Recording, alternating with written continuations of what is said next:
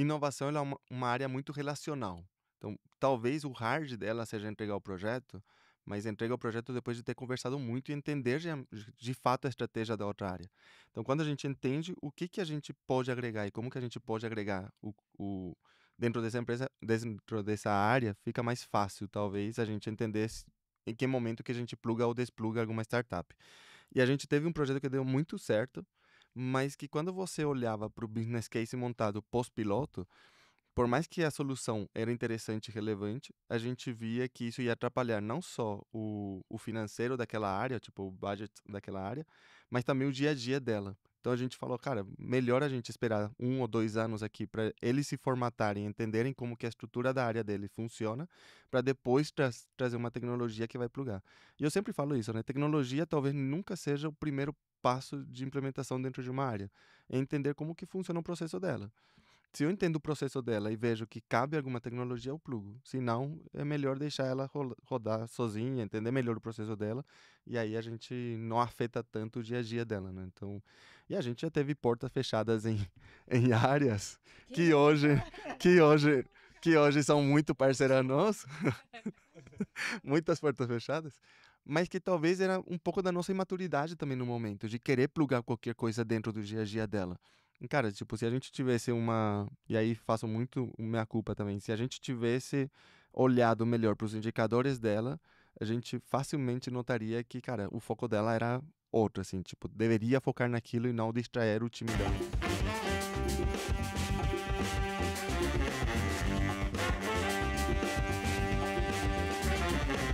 Fala galera, tudo bem? Meu nome é Bruno Pina. Hoje a gente vai fazer aqui um podcast muito interessante falando sobre um Q&A, perguntas e respostas, sobre o tema de inovação. Quem está comigo aqui hoje é a Perla Lacerda, o Rodrigo Meza e a Ju Vô.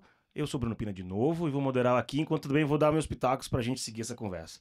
Então, como é um papo de Q&A e não tem um tema específico, então eu vou começar aqui com uma pergunta e aí eu vou deixar que vocês aqui, minha galera, puxem quem quer começar a falar sobre isso. Então, a primeira pergunta aqui, lerei. Como as empresas podem avaliar de forma eficaz sua maturidade e prontidão antes de iniciar um projeto de inovação? Quais são os fatores críticos que deveriam ser analisados por essas empresas para garantir que elas estão preparadas para implementar projetos, com ou sem sucesso? Então é sobre maturidade, né? Alguém quer pegar? Eu pego. Eu acho que existe uma necessidade da gente fazer uma conversa muito difícil, sabe? E fazer uma análise olhando para dentro muito precisa. Que nem quando você vai para uma endócrino, uma nutricionista, ela fala: que você come? Você fala: eu como salada com frango e batata assada. Mentira, você não come isso. Você rouba, você vai no boteco, você enche a cara final de semana. E acho que a maturidade das empresas é ter esse olhar crítico para entender aonde a gente está e aonde a gente quer chegar. Porque não é toda empresa que vai. Aliás, a maior parte das empresas não vai conseguir fazer projetos disruptivos e nem precisa, né, nos seus negócios. Mas quando a gente começa a ter essa conversa crítica e fala, cara, para eu correr uma maratona, eu preciso ainda correr os meus 2K, depois meus 5K, depois meus 10K, a gente começa a ser muito mais factível, né, das ações que a gente faz e muito menos decepcionado, né? Porque eu acho que é isso, né? Decepção nada mais é que um desalinhamento de expectativas. Boa. No meu caso, acredito muito que quando você olha para. Primeiro que já passou muito tempo, né? Já tem muito exemplo dentro do mercado que a gente consegue acompanhar e conhecer e talvez se aprofundar antes de começar a trazer inovação para dentro de casa, né? E aqui, falando bem de inovação, pode acontecer muita coisa. No final do dia tem que trazer resultado. Então, primeiro qual que é a estratégia que eu tenho por trás de casa e como que eu quero alcançar aquilo e tenho várias rotas para chegar nisso. O segundo ponto é quem que eu preciso engajar no primeiro momento. E aí depende muito da sua cultura, da sua empresa, do que você tem que olhar. Se você tem um board que está mais desalinhado com aquilo que você entende que deveria ser ou fazer sentido dentro da sua empresa, talvez faça mais sentido fazer uma imersão dentro de um ecossistema para esse tipo de público. Então, no final entenda internamente o que você tem e conheça gente de fora, traga e converse com bastante pessoas que já estão fazendo isso acontecer dentro das suas empresas, né? Então, acredito que isso faça mais sentido para entender a maturidade dentro de uma empresa hoje, né? Acho que dependendo da maturidade, nem a conversa difícil é possível, né? Então, acho que baby steps ali para pôr o pezinho na água, entender pequenas experimentações, às vezes vai funcionar também, para entender ali o alinhamento de expectativa, como a gente alinha essa expectativa, como esse stakeholder funciona. Acho que aí pode também ser uma forma Boa, de chegar boa. lá. Eu vou puxar um outro tema aqui que eu acho que ajudaria também as empresas que estão começando, que é toda indústria, todo tipo de projeto nas empresas tem sempre os seus benchmarks de quem inova, de benchmark do mercado. Um concorrente fez isso, ou alguém fora do Brasil fez isso. E buscar também esses concorrentes para entender como eles fizeram também é uma forma de começar a analisar sua maturidade.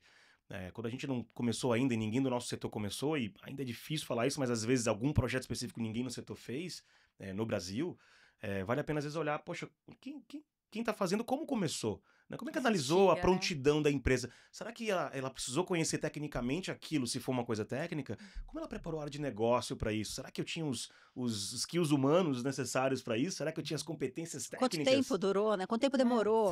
Precisei colocar 6 meses, eu congelei os KPIs da empresa para começar um projeto com medo de deixar as pessoas desmotivadas sem bater suas metas. Então, tem um pouco também de analisar a maturidade sobre números para trazer um score.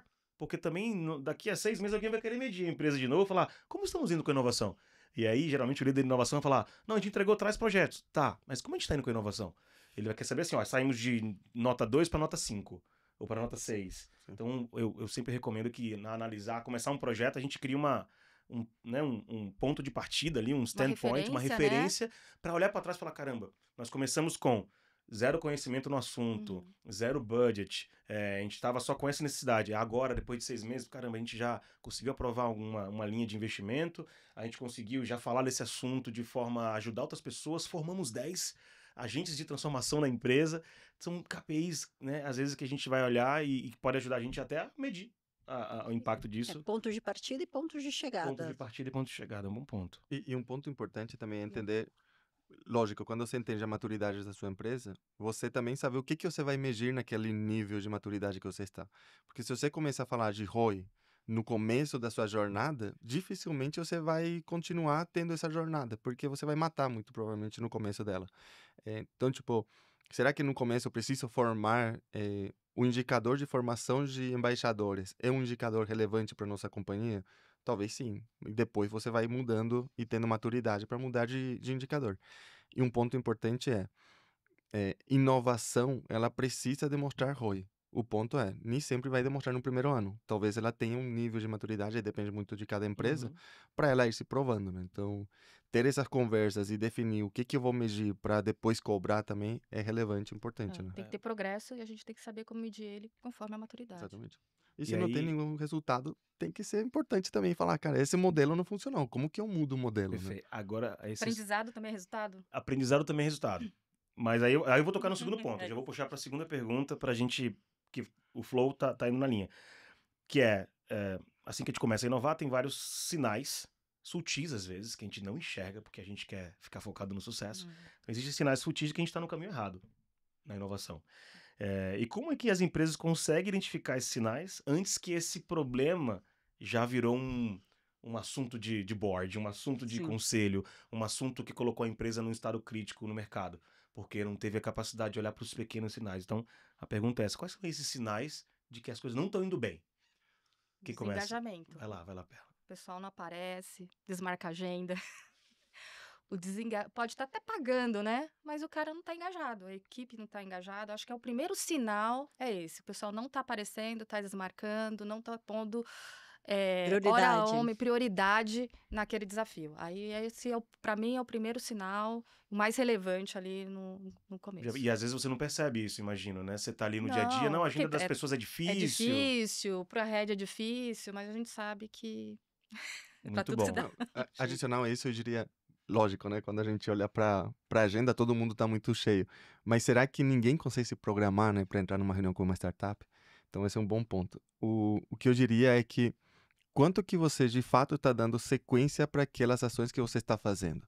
Então, se você fez um hackathon, porque era um melhor modelo para você começar a fazer, talvez, uma inserção de inovação dentro da sua empresa, as soluções, os 3 primeiros que você foi lá e premiou, você escolheu, o seu board escolheu como umas ideias relevantes, será que você deu andamento a essas ideias?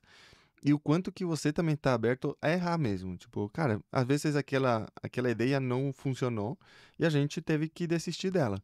Mas um ponto importante, a gente tocou nisso também, que é qual que é o aprendizado que eu tenho em cima daquilo? O porquê que não funcionou? E como que eu vou metrificando e deixando claro para a companhia o porquê que não deram certo? Porque aquela mesma ideia, daqui a 2, 3 anos, talvez dê certo. O timing talvez estava errado. Ou as pessoas que estavam tocando aquilo estavam errado. Então, tipo, entender a maturidade da sua empresa, que foi a primeira pergunta, acho que é super relevante para você entender os sinais claros que você ou está indo no caminho certo ou está indo no caminho errado. Então, só para vou recapitular, Ju, queria que você adicionasse, mas então a gente fala sobre o desengajamento da equipe que está envolvida, e eu quero trazer um ponto sobre isso daqui a pouco. E você fala sobre o quanto que o desengajamento, os sinais não são o não olhar corretamente para as pequenas falhas que acontecem no processo, que poderiam gerar aprendizado para não continuar errando. Exatamente.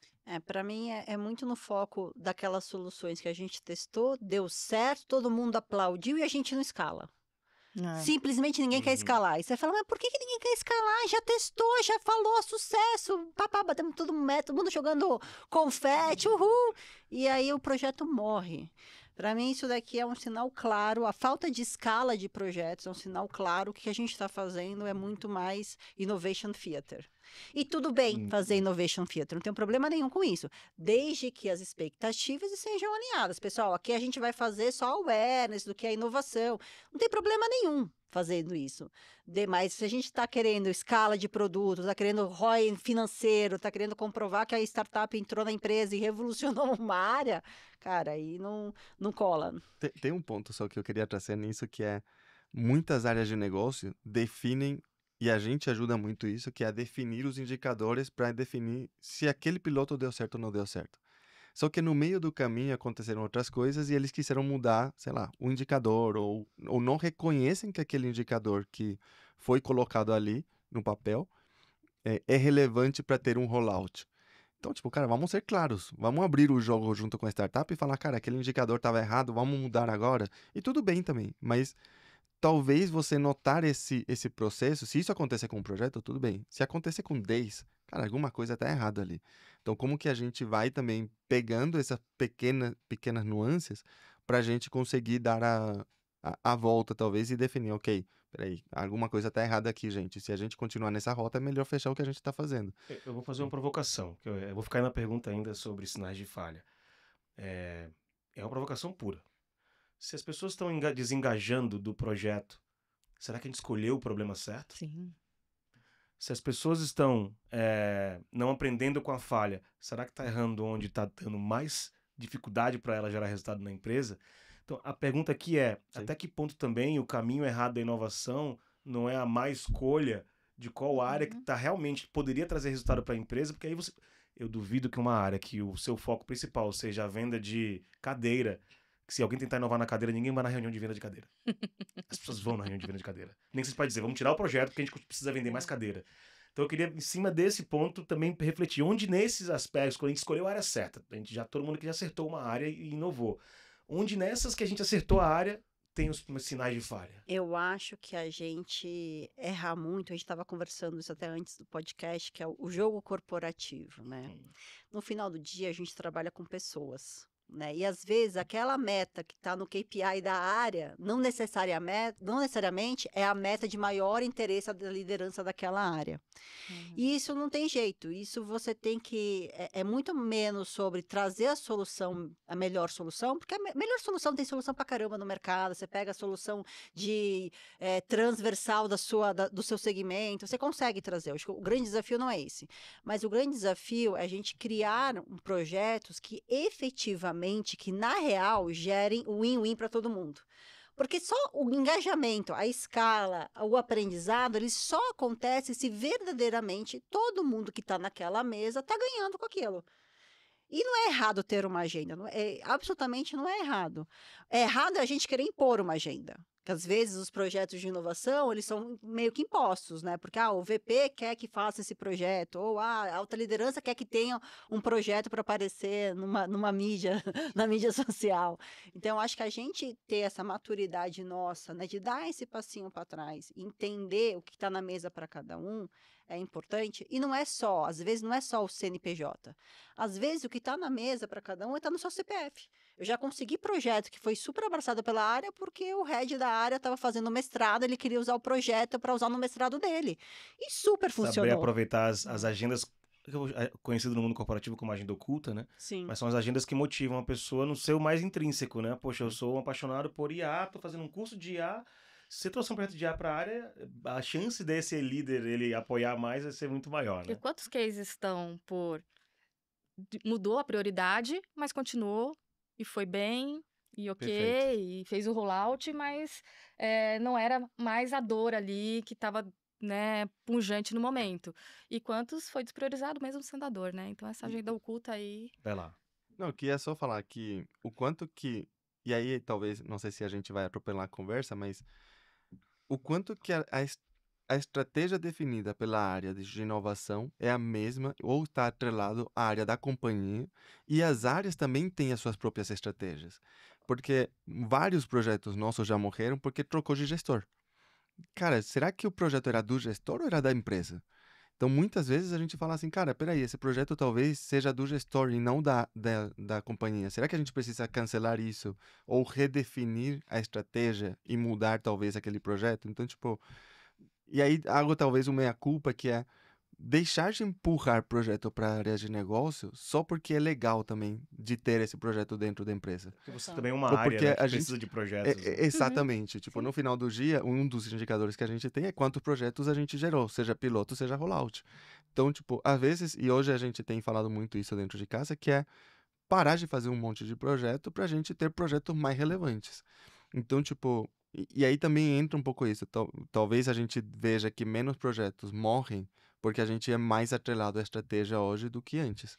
Mas E aí aí tem um você vai... ponto aqui, eu vou pisar no calo aqui, né? Quanto que da área de inovação ela entra no KPI das outras áreas?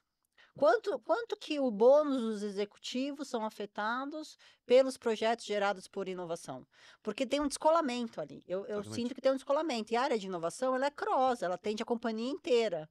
E ela gera PNL não para a sua área, ela gera PNL para a área dos outros. Exatamente. Então, assim, eu acho que uma das grandes dificuldades que eu sinto, não sei, fiquem à vontade para discordar, cara, se a gente não tá no core de metas das áreas, fica difícil apoiar, porque inovação é difícil pra caralho, você parar, você inovar e você trazer, mudar o status quo quando a sua compensação é que você dê certo. E inovação, o risco é gigante de você não dar certo.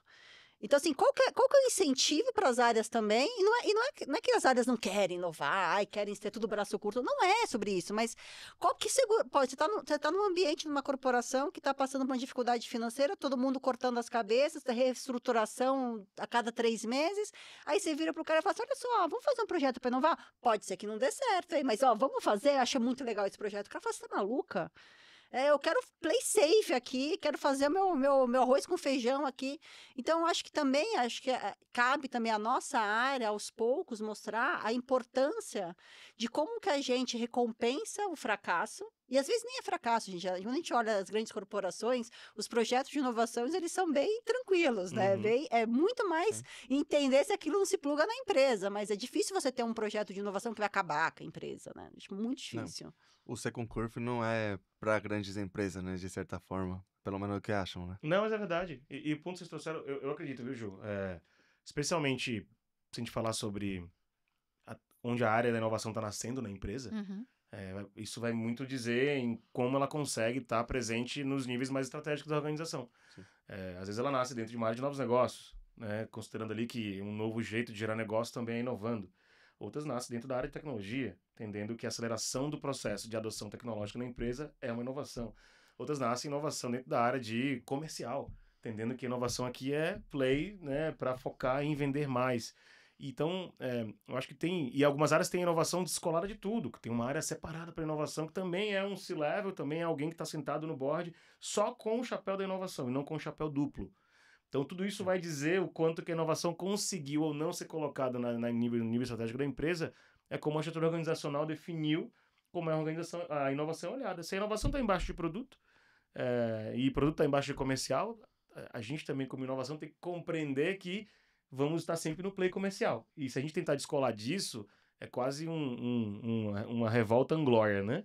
Que a gente vai sofrer à toa, vai ser frustração todo dia. Eu chamo de frustração as a service. Todo dia alguém aperta o botão. Frustração, tá aqui, 2, 3. Quer quantas por semana, querido? Tá aqui, tá. Mas esse é um bom ponto, cara, pra gente falar também dentro do processo, que é como que a área de inovação em geral, todas as áreas dentro de uma companhia têm que lidar com frustração, né? Mas o quanto que a área de inovação também tem que lidar com um nível de frustração muito alto, né? Porque senão, cara, a gente vai estar no chão todo dia, Como né? que a gente faz um somebody love aí, entendeu? Assim, não faz the system, se adapta ao sistema, né? Assim, a gente é bambu, né? Tem... Resiliente e imóvel. E aí eu acho que o famoso antifrágil, a gente falha muito quando a gente olha só o ROI, só o número de projetos, só os nossos KPIs. E a gente deixa de olhar o KPI do outro. E às vezes, a gente não só deixa de olhar, mas deixa também de mostrar. Porque se o KPI de vendas lá da área comercial é quantidade de produto vendido e o seu projeto tem um potencial de aumentar a receita em X%, se você não falar, ninguém vai falar. Sim.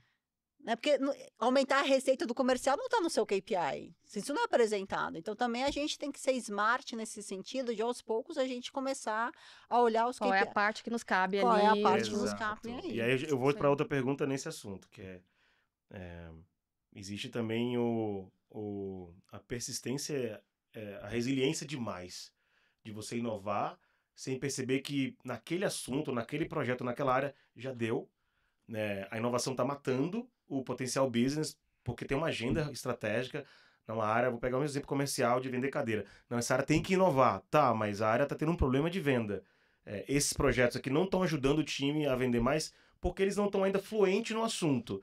É melhor eles continuarem fazendo o que eles estavam fazendo mais um pouquinho, porque isso está afetando a qualidade da entrega da cadeira. A cadeira está saindo trocaram o parafuso para inovar ali o jeito de furar, e ela chegou em casa, ela quebrou. Feijão com arroz não está sendo feito. O básico não foi bem feito. Então aqui a pergunta que eu queria trazer é, a empresa insistiu em inovar, e qual é o limite que a gente, na inovação, vai dizer, está atrapalhando o KPI da empresa de entrega principal, que é o que você falou, quanto que a gente, e aí tem que estar na mão da área de inovação, saber dos seus KPIs e do outro, porque a gente nunca trabalha com KPI único, né? A gente tem que estar entregando a nossa área e tem que entregando as agendas individuais das outras áreas, mas qual é esse limite, sabe? Quando é que uma empresa está insistindo? Como é que a gente percebe que essa insistência está sendo... que a inovação não está sendo, nesse momento, a melhor ferramenta? Porque a inovação é ferramenta, né? De como se a gente entregar uma estratégia com a ferramenta mais eficiente. Vocês já passaram por alguma situação de, olha, essa startup aqui que eu tô colocando, cara, vamos tirar ela, acho que foi bom, aprendemos muito, mas segue como estava. Cara, a gente passou e foi muito legal. Assim, vamos lá. O primeiro ponto é, inovação ela é uma área muito relacional. Então, talvez o hard dela seja entregar o projeto, mas entrega o projeto depois de ter conversado muito e entender de fato a estratégia da outra área. Então, quando a gente entende o que a gente pode agregar e como que a gente pode agregar dentro dessa empresa, dentro dessa área, fica mais fácil, talvez, a gente entender em que momento que a gente pluga ou despluga alguma startup.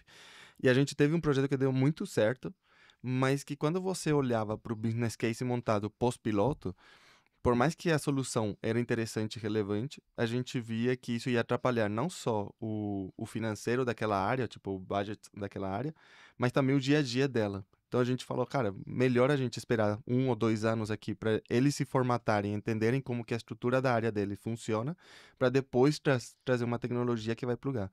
E eu sempre falo isso, né? Tecnologia talvez nunca seja o primeiro passo de implementação dentro de uma área. É entender como que funciona o processo dela.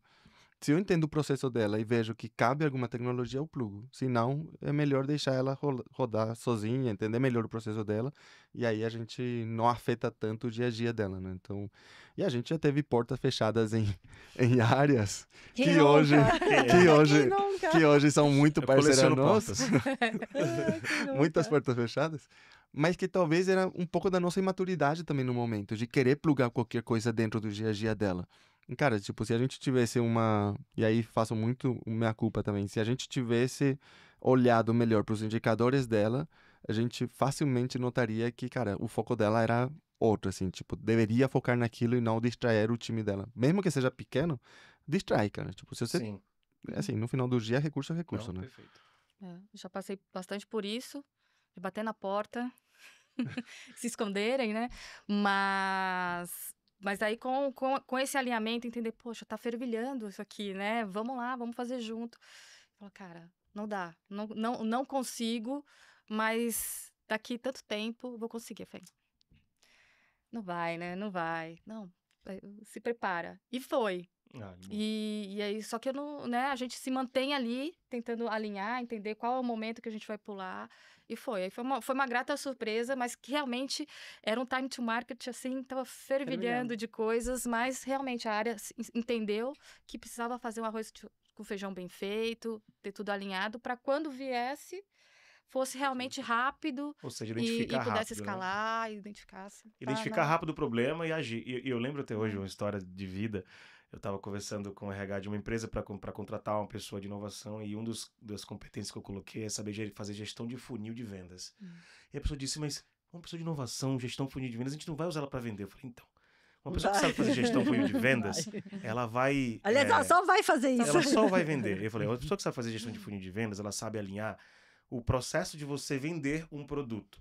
E aí era especificamente essa pessoa buscava com conhecimento em vendas na área de soluções, construir soluções. E aí eu falei, o meu objetivo com a conhecimento comercial não é que a gente vai vender, é que ela entenda que existem etapas no processo de venda de uma solução para uma empresa, que muitas das vezes a negativa do seu cliente querendo comprar um produto seu, não é porque ele não tem dinheiro, é que não é o momento, tá sem budget, você não convenceu corretamente, e uma hora ela vai ter que voltar com esse produto para tentar vender de novo, como todo bom vendedor faz. E ela falou, nossa, eu nunca tinha percebido, nunca tinha parado para pensar por esse aspecto. Uma pessoa que conhece funil de vendas pode saber inovar bem feito. Falei, por que inovar sobre vender projetos internamente na empresa, para convencer uma área, que pode ser uma empresa, a fazer alguma coisa que ela não estava pensando em fazer daquele jeito. Então, é muito sobre isso também, de como a pessoa é uma vendedora constante. Depois que vende, tem um pós-venda, né? Tem que ir acompanhando, senão você não faz revisão lá naquela concessionária do seu carro. Então, se ela não foi fazer revisão lá, e ela te deu um gelinho e foi fazer com o mecânico, alguma coisa você fez. E tá atento a perceber onde está esse erro para falar, beleza, não era o momento de continuar.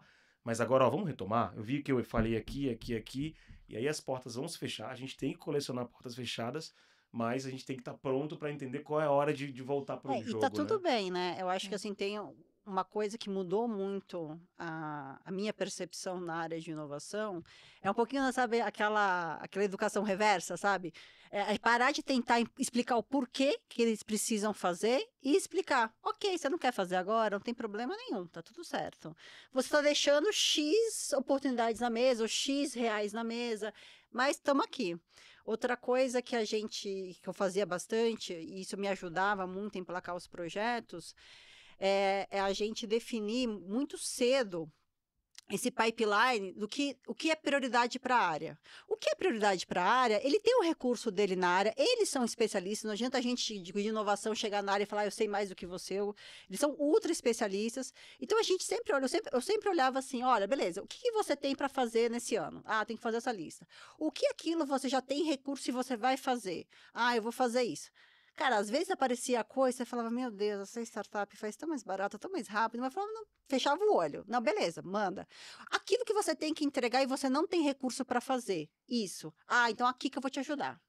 Porque daí eu estava ajudando ele bater a meta dele, estava tudo certo, e aí ele tinha mais um olhar para escutar todas as soluções que eu trazia.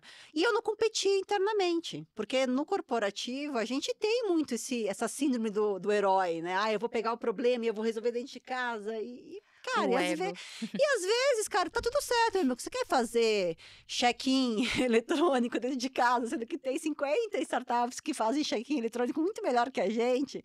Beleza, vai lá, reconstrói o programa do zero o sistema, não tem zero problema com isso. Mas a gente tem mercado. E também saber a hora que a gente dá um chacoalhão e fala, olha, pessoal, estou abandonando o projeto por falta de engajamento. Eu tive alguns casos na minha vida que eu sentei com todos os executivos e falei, olha, esse projeto estou botando em hold, não vou mais botar recurso, nem financeiro e nem de equipe minha aqui, porque não estamos tendo engajamento. Normalmente voltava. E tinha alguns que a gente falava, a gente barrava e falava, ó, acabou o projeto e formalizar. Sempre formalizar muito, porque eu acho que às vezes na área de inovação é muito de palavras, vamos ver, a gente se liga, mas aí, pô, você não tem o telefone da pessoa, sabe? Aquela coisa Passa lá em casa, passa lá em casa.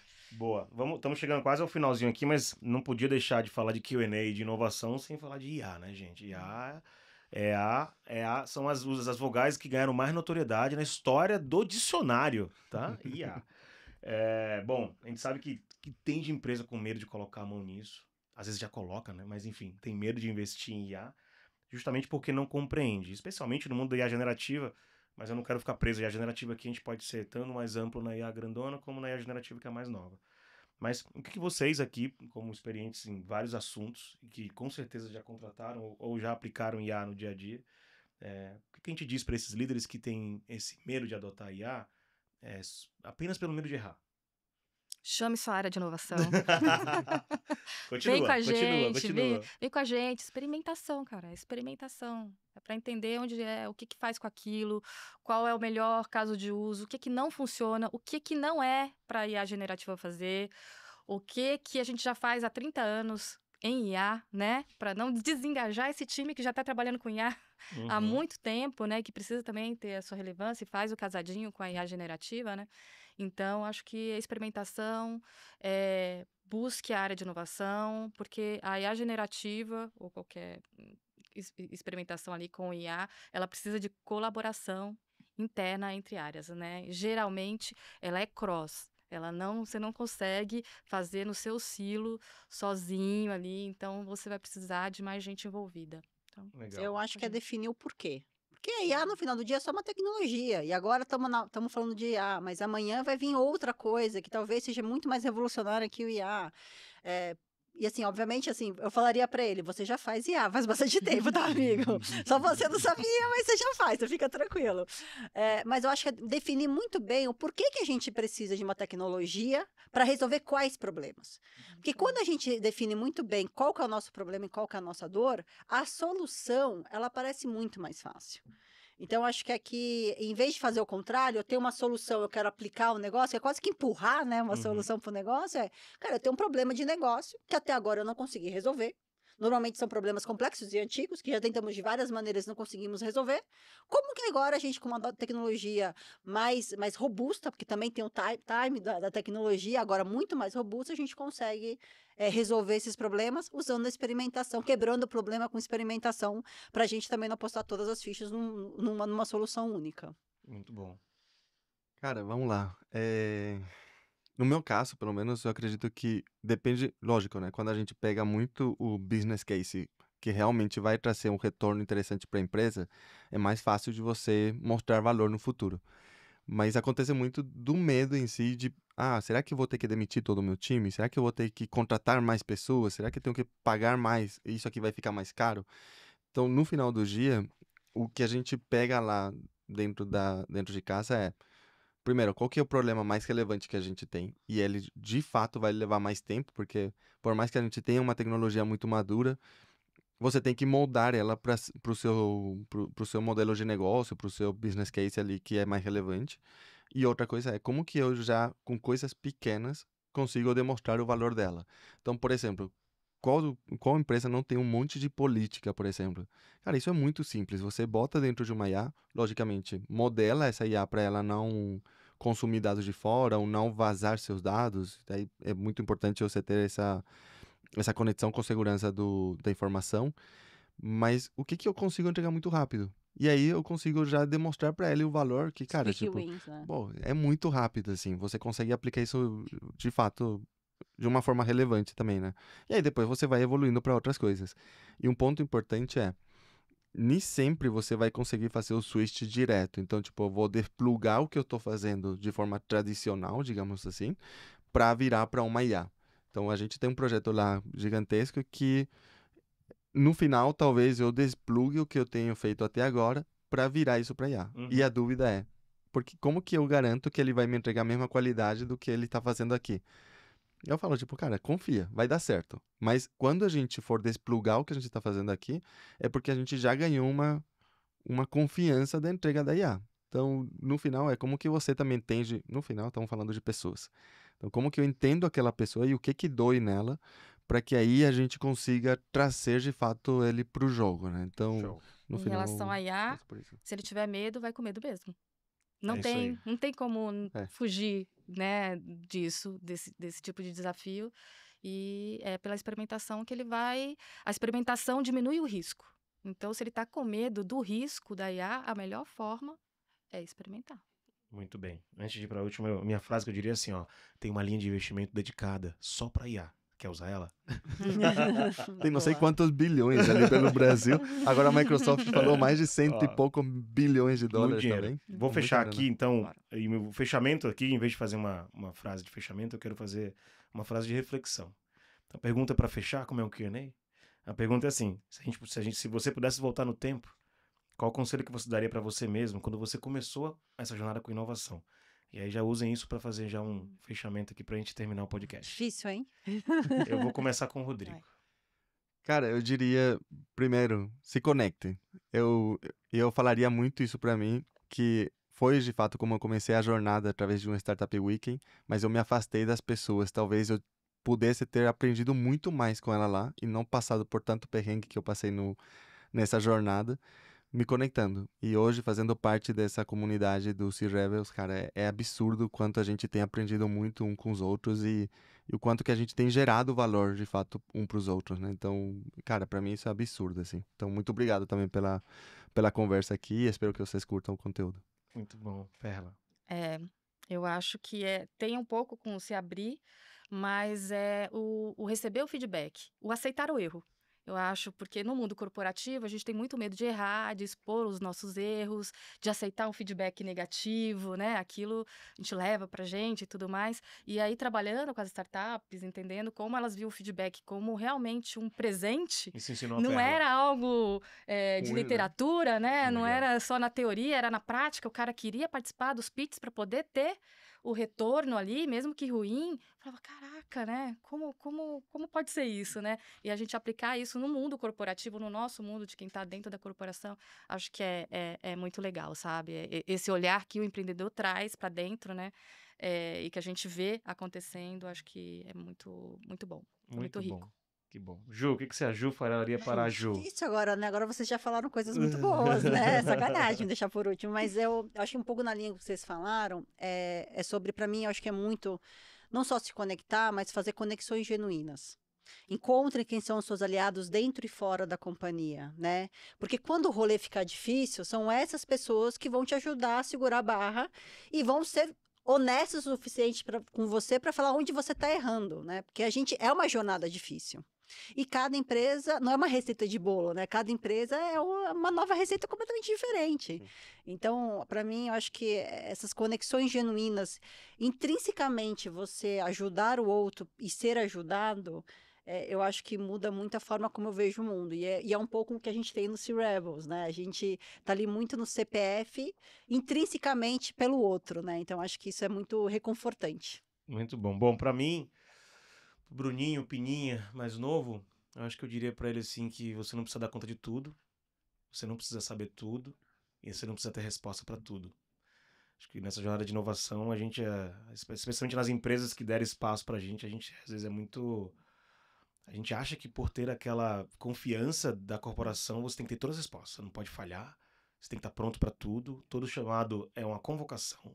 Você não pode dizer não. E você tem que estar over-delivering all the time. Pelo menos pro Bruno Pines foi um desafio muito grande. Eu trabalhar 400 horas, 450 horas por mês. Parecia normal. Então é isso. Essa seria a minha mensagem para mim. Então, queria já também aproveitar aqui essa comunidade do Sea Rebels. Com certeza, ela é, antes de ser uma coisa voltada para pensar em corporações e como transformar elas, ela é também sobre pessoas. E eu gosto do termo rebeldia, não sobre o aspecto do ir contra as regras. Eu gosto sobre como essa característica junta as pessoas com a mesma mentalidade. Já que a gente começou a falando aqui o podcast sobre frustração, pelo menos é um bando de frustrados que sabem que a frustração é importante e que talvez está aprendendo a tirar o ego do jogo do motorista e colocar o ego no carona um pouquinho, né? É isso aí. Cara, isso é absurdo, né? Eu acho maravilhoso isso. Bom, então eu queria agradecer vocês, Perla, Rodrigo, Jô. Queria agradecer também o pessoal da Monk mais uma vez pela parceria. Ficamos por aqui, até a próxima. Valeu.